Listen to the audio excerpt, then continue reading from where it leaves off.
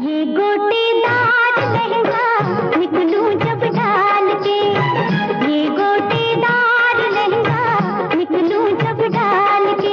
आ गया आ गया आ गया, आपके गांव आपकी गली मोहल्ले में फैंसी सूट, कॉटन के प्रिंटेड सूट, लीलन के सूट लेकर आया है।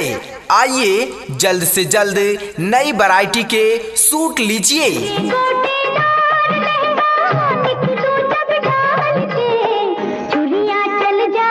कहीं ऐसा ना हो आपकी गली मोहल्ले से सूट वाला चला जाए।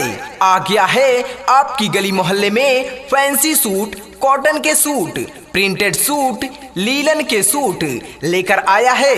हमारे पास प्लाजो, मैक्सी, कुर्ती, लेगी, ब्लाउज के कपड़े, स्टॉल, फैंसी दुपट्टे भी और थान के फैंसी कपड़े, नई नई वैरायटी के कपड़े भी मिलते हैं।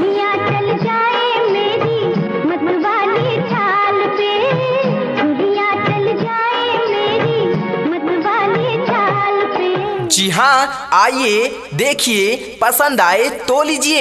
एक से बढ़कर एक शानदार कलर में, नए नए डिजाइनों में। आइए बहन जी, आइए भैया जी, देखिए पसंद आए तो लीजिए। जी हाँ, आ गया है आपकी गली मोहल्ले में फैंसी सूट, कॉटन के सूट।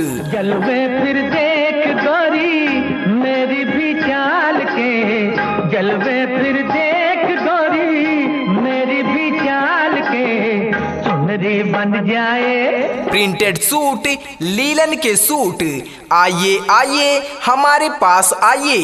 प्लाजो लेकर जाइए, मैक्सी, कुर्ती, लेगी, ब्लाउज के कपड़े, स्टॉल, फैंसी दुपट्टे और भी थान के कपड़े, नए नए वैरायटी के कपड़े हमारे पास उपलब्ध है। सुनरी बन जाए तेरी मेरे रुमाल से, सुनरी बन जाए तेरी मेरे रुमाल से। जल्दी आइए, जल्दी ले जाइए। कहीं ऐसा ना हो कि आपकी गली मोहल्ले से सूट वाला चला जाए और आप पछताते ही रह जाएं।